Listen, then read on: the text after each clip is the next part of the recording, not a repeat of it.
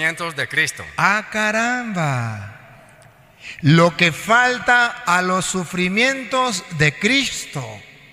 O sea que los sufrimientos suyos en su familia, en su patria, los sufrimientos suyos por su enfermedad o los sufrimientos suyos, los que usted tenga, vienen para que usted sea capaz de complementar en su vida, en su carne, de vivir los padecimientos de Cristo. Repítalo, Luis. Ahora, me alegro cuando tengo que sufrir por ustedes, pues así, completo en mi carne, lo que falta a los sufrimientos de Cristo. A ver, ¿cómo está Pablo ante el sufrimiento? ¿Amargado? ¿Renegando? ¿Maldiciendo? Repítalo, Luis, ¿cómo está Pablo? Ahora me alegro. ¿Cómo está Pablo? Ahora me alegro. Pablo está alegre. A ver, ¿se ganó el quino Pablo? Vamos a ver por qué está alegre. Me alegro cuando tengo que sufrir por ustedes. Cuando tengo que sufrir. Pablo se alegra cuando tiene que sufrir. El Evangelio de Jesucristo nos presenta hoy la pasión de Cristo. Y aún Pablo que se alegra cuando tiene que sufrir, porque él puede experimentar junto a Cristo la pasión de Cristo por el mundo.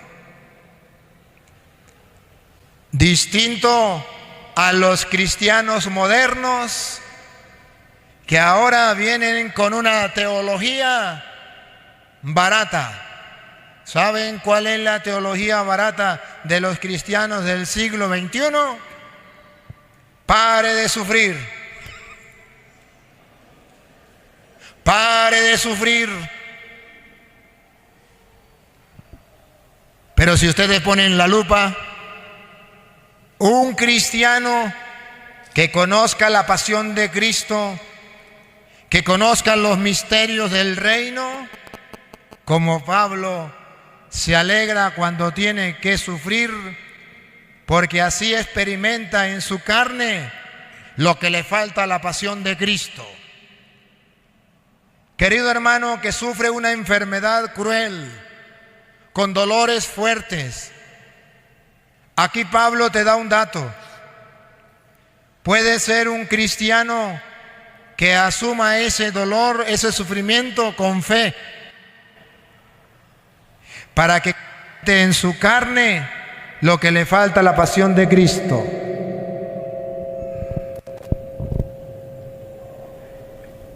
Pablo se alegra cuando tiene que sufrir por todos nosotros. Y hoy los cristianos no quieren sufrir por nada. No quieren tener ningún sufrimiento. ¿Y saben cuál es la idea que les vende el mundo? Es que Dios me trajo a este mundo para que yo sea feliz. Y si hay una persona que me amargue la vida, si tengo que quitarle la vida, si tengo que destruirlo, si tengo que ignorarlo, si tengo que odiarlo, lo hago para que me deje ser feliz. Entrevistaban a una mujer, la entrevistaban por televisión y le decía, ¿usted es cristiana? Y ella decía, sí, cristiana evangélica. Y le decía, ¿y si usted es cristiana? Ella había asesinado. ¿Por qué usted ha matado? Y la mujer dice, le voy a explicar. Cuando yo tengo un enemigo, yo no soy feliz. Dios me trajo al mundo para ser feliz. Dios quiere mi felicidad.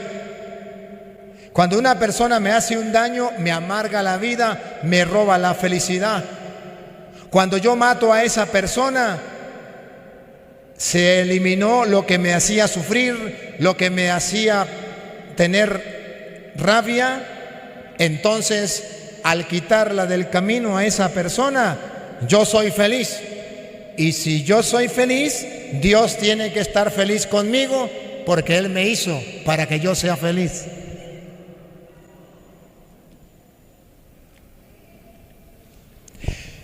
¿Ustedes saben que antes los esposos se casaban hasta que la muerte los separe? Ahora no.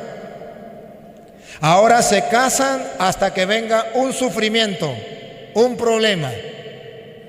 Y el día en que le venga un problema o un sufrimiento, nos separamos porque Dios quiere que yo sea feliz. Y yo al lado de este hombre o al lado de esta mujer, yo no soy feliz. Pare de sufrir, me divorcio. ¿Ese es el Evangelio de Cristo? No. Y Pablo dice, me alegro cuando tengo que sufrir. Esposa, cuando usted tenga que sufrir por su marido, haz un acto de fe como Pablo. Mira hacia el Señor en la cruz y diga, me alegra tener que sufrir estos padecimientos para complementar la pasión de Cristo en la cruz por este mi esposo amado con el que me casé hasta que la muerte me separe. Y los hombres no se rían, porque si eres cristiano y se casó y resulta que la mujer le salió una tigra, no venga con el cuento satánico que Dios te hizo para ser feliz y entonces tiene que dejarla porque llegó un problema, una dificultad y usted no está dispuesto a sufrir, pero nada por amor a Dios. Pablo dice, maridos, alégranse cuando tengan que sufrir por su esposa, porque así está uniendo su sufrimiento a los de Cristo en la cruz.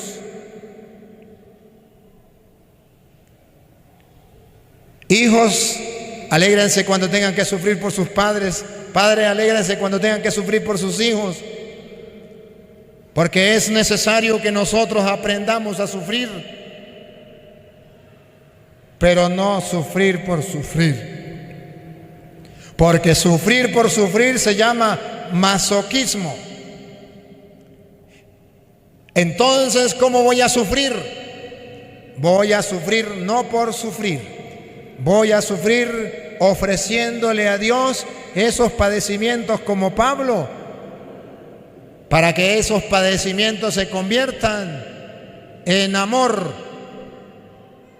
En amor. ¿Qué es el amor? Tanto amó Dios al mundo, Juan 3:16, que envió a su Hijo para que entregara la vida por nosotros. Por amor, Juan 15:13, nadie tiene más amor que el que da la vida por su esposa o por su esposo, que se sacrifica por él, que se sacrifica por ella. Esposos, esposas, parejas, matrimonios casados por la iglesia. Satanás les está vendiendo una idea falsa, una teología falsa. Pare de sufrir. Y por eso el mundo le dice, divórciese, sepárese y vete con otra persona, porque tú fuiste creado para ser feliz. Pero las Escrituras dicen que será feliz cuando cumpla la voluntad de Dios. Nunca va a ser feliz abandonando la voluntad de Dios. Esposos y esposas, vale la pena cargar la cruz que le tocó con su esposa o con su esposo, pero por amor a Dios. Así está uniendo su sufrimiento a los de Cristo en la cruz y tienen valor redentor. Nunca olviden a Mateo capítulo 16, versículo 21. Mateo 16, versículo 21. cuando Jesucristo comenzó a decirle a Pedro y a los apóstoles. A partir de ese día, Jesucristo comenzó a manifestar a sus discípulos que Él debía ir a Jerusalén y que las autoridades judías, los sumos sacerdotes y los maestros de la ley lo iban a hacer sufrir mucho, que incluso debía ser ejecutado y que resucitaría al tercer día. Jesús le dice que tiene que sufrir, que tiene que padecer. Y apareció como una vieja chismosa, Pedro. Una vieja chismosa.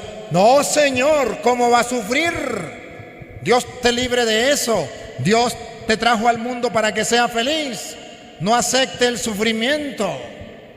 Así como esa vieja chismosa que le llega a usted y le dice: pare de sufrir, aléjese de ese hombre, aléjese de esa mujer. Dios te trajo al mundo para que sea feliz. Divórciese. Y escuche qué pasó cuando Jesucristo escuchó a Pedro, que como vieja chismosa estaba metido donde no le importaba. Escuche. Pedro lo llevó aparte y se puso a reprenderlo. Dios no lo permita, Señor. ¿Cómo va a creer que usted aguante a ese marido, a esa mujer tanto tiempo? Nunca te sucederán tales cosas. Pero Jesús se volvió y le dijo: mujeres, esposas; hombres, esposos.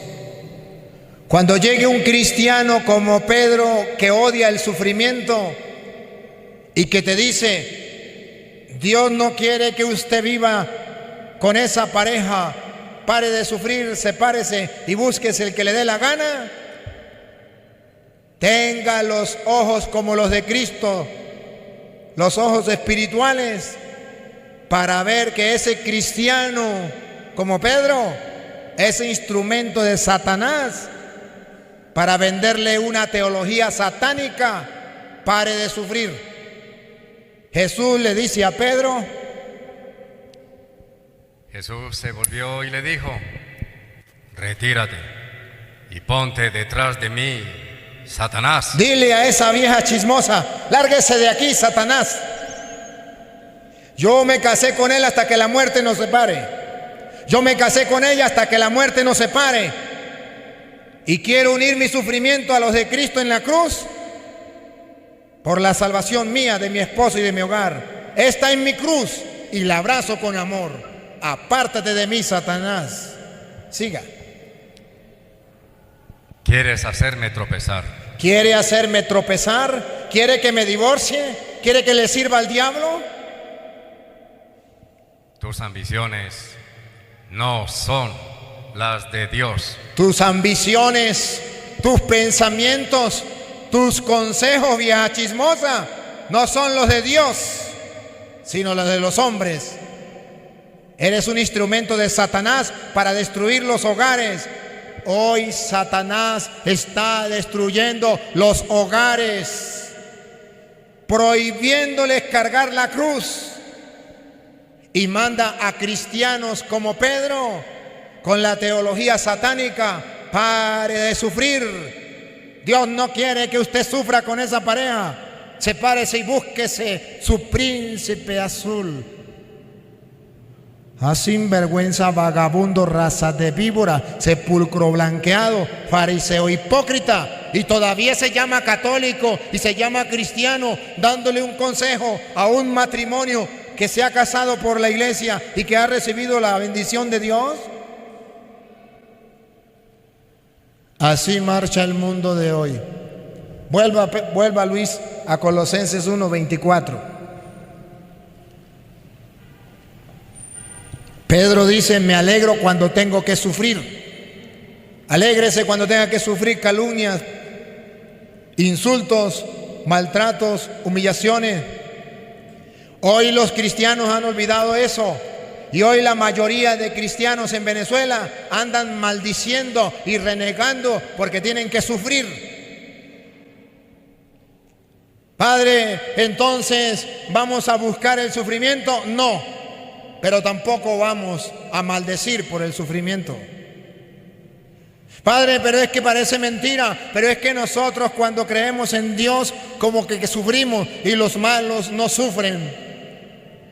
Hoy, para taparle la boca a esas personas que piensan así, en la pasión de Cristo había dos ladrones, gente mala, ladrona, una a la derecha, otra a la izquierda, sufriendo.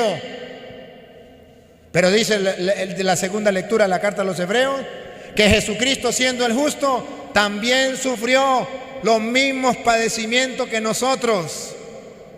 ¿Qué nos enseña la Biblia? Que sufren los ladrones y que sufren los santos, que sufren los ateos y que sufren los creyentes, que sufren los paganos y que sufren los cristianos. Ahí vemos a unos paganos sufriendo, a unos ladrones sufriendo lo mismo que sufría el inocente y el santo. Todos sufrimos. ¿Y cuál es la diferencia? Que los ladrones, que los ateos, que los paganos sufren maldiciendo como el mal ladrón: si eres el Hijo de Dios, baja de ahí y sálvate a ti y sálvanos a nosotros mismos. Y el cristiano, como Cristo, abraza la cruz. Ay del tonto que piensa que el malvado no sufre. El malvado también sufre. Y su sufrimiento es perdido y maldice en el sufrimiento, mientras que el cristiano sufre y se alegra con el sufrimiento, porque con eso está complementando la pasión de Cristo. Hoy, queridos hermanos, en Venezuela estamos sufriendo, y no se trata de maldecir como los malos, como el mal ladrón. Se trata de abrazar la cruz, poniendo la mirada en Dios y suplicando a Dios que tenga piedad de nosotros, pero sin maldecir como Cristo. Y termine Colosenses 1:24 de nuevo y sigue, Luis. Ahora me alegro cuando tengo que sufrir por ustedes, pues así completo en mi carne lo que falta a los sufrimientos de Cristo, para bien de su cuerpo. Para bien de su cuerpo. ¿Y cuál es su cuerpo? Dale. Para bien de su cuerpo, que es la iglesia. Pablo dice que el cuerpo de Cristo, Él sufrió la pasión en su cuerpo, en su carne, pero dice que la pasión sufrida en el cuerpo de Cristo es la misma pasión, el mismo sufrimiento que tienen los cristianos, que tiene la iglesia, que es el cuerpo de Cristo. Que así como Cristo sufrió la pasión, y entonces nos vamos a Juan 18, así como Cristo sufrió la pasión, ustedes y yo, que somos el cuerpo de Cristo, tenemos que sufrir la pasión. ¿Y cuándo comienza la pasión? El sufrimiento del cuerpo de Cristo, de la iglesia. Respiren profundo. Vamos a ver cuándo comienza a sufrir la pasión el cuerpo de Cristo. Hoy, Venezuela. Hoy, los cristianos en el mundo, el cuerpo de Cristo que vuelve a sufrir la pasión de Cristo. ¿Cuándo? Escuchen la pasión de Cristo. Juan 18:1. Cuando terminó de hablar, Jesús pasó con sus discípulos al otro lado del torrente Cedrón. Había allí un huerto. ¿Qué había allí? Detecten, ¿qué había? Un huerto, el huerto de los olivos. ¿Se acuerda o no se acuerda? ¿Qué hacía Jesús en el huerto de los olivos? Oraba. Un huerto, dale. Y Jesús entró en él con sus discípulos. ¿Entró en él con quién? Con sus discípulos. Entró al huerto de los olivos a orar con sus discípulos. Pregunto, ¿Sería que entraron todos al huerto de los olivos a orar? Vamos a ver. Judas, el que lo entregaba, conocía también ese lugar. Judas conocía también ese campo.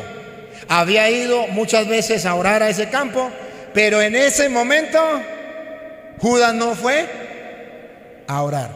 ¿Dónde comienza el problema?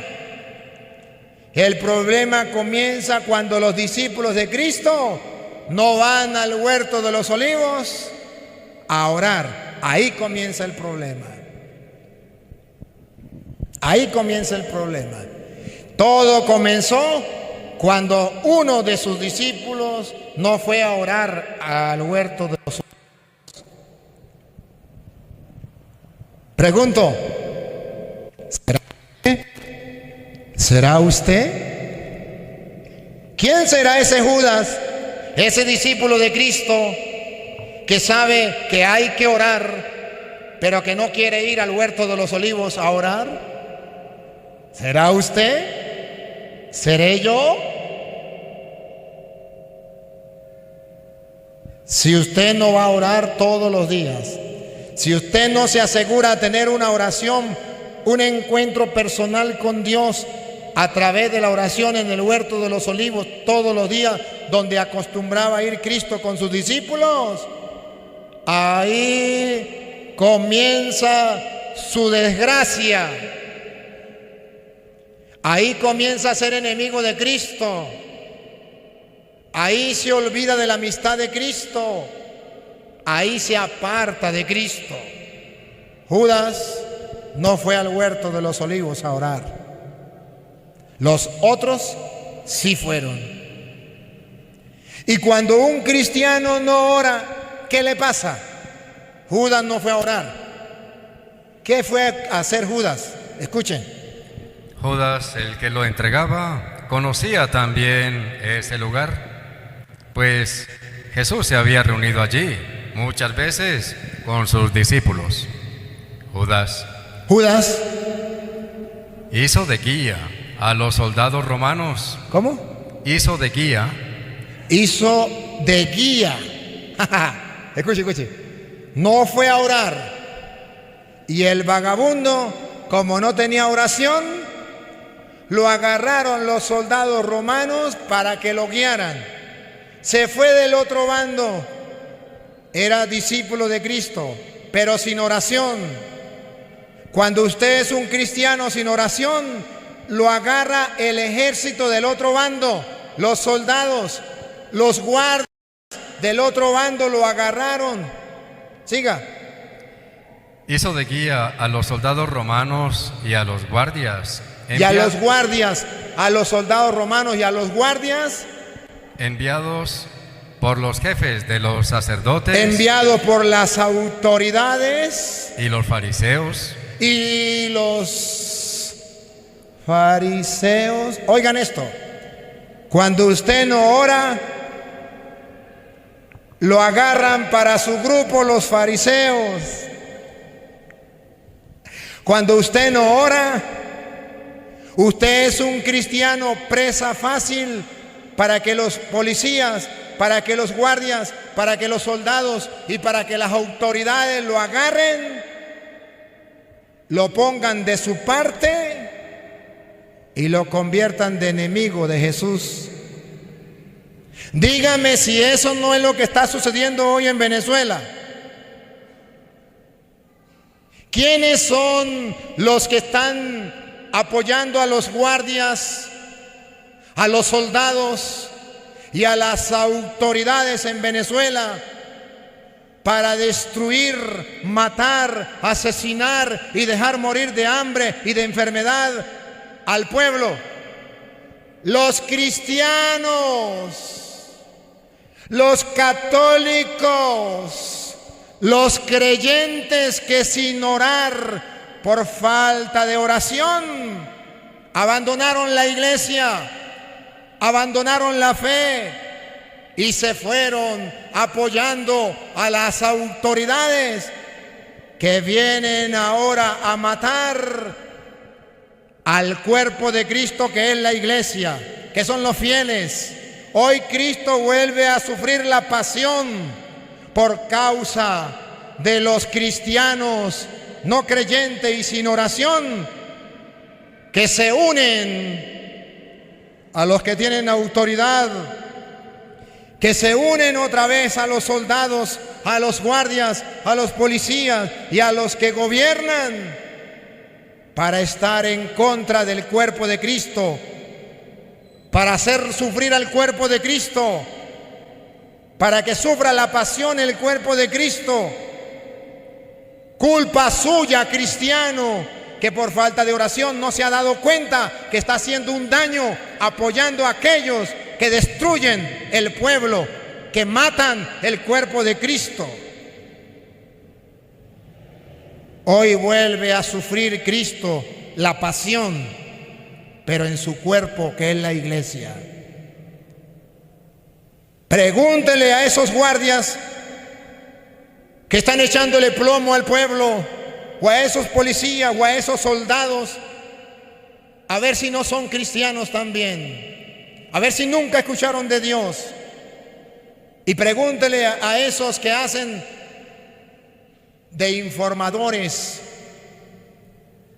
que andan informando quién es el que anda en una marcha para mandarlo a matar, quién es el que no está de acuerdo con el gobierno para mandarlo a matar. Díganme si no son cristianos sin oración, que se han vendido y se han ido al bando de los malhechores que destruyen y matan al cuerpo de Cristo, que es la iglesia. ¿Y cuántos vienen a misa? ¿Y cuántos dicen creer en el Señor? Sigue. Judas guiaba a los soldados, a los guardias enviados por los jefes de los sacerdotes y los fariseos, que llegaron allí. Que llegaron allí, pongan la lupa, que llegaron allí. Con linternas. Con linternas. Antorchas. Antorchas. Y armas. Y armas. No ha cambiado nada. Desde el tiempo de Cristo no ha cambiado nada. ¿Cómo vienen los soldados? ¿Cómo vienen los militares? ¿Cómo vienen los generales, los capitanes? ¿Cómo vienen los guardias hacia el pueblo? Con armas. ¿A qué? A destruir el cuerpo de Cristo, que está desarmado, el cuerpo de Cristo que está padeciendo, que está sufriendo, que está muriendo, y ellos con armas amedrantando al pueblo. Vuelve a suceder lo mismo. Y Cristo vuelve a sufrir la pasión en el cuerpo, que es la iglesia. ¡Qué bárbaro! ¿Y saben qué es lo peor? Que en el capítulo 19, en el versículo 12, capítulo 19, versículo 12, Pilato, cuando escucha hablar de Jesús, escuche qué dice. Pilato todavía buscaba la manera de dejarlo en libertad. Pilato buscaba la manera de dejarlo en libertad. ¿Quién era Pilato? El que estaba haciendo ahí de juez, como los jueces de Venezuela. Poder. Como los jueces de Venezuela, que andan haciendo justicia, entre comillas. Dale. Pero los judíos gritaban: si lo dejas en libertad. Si lo dejas, escuche. Los judíos gritaban: si lo dejas en libertad, no eres amigo del César. ¿Qué? No eres amigo del César. Si lo dejas en libertad, no eres amigo del César, del presidente.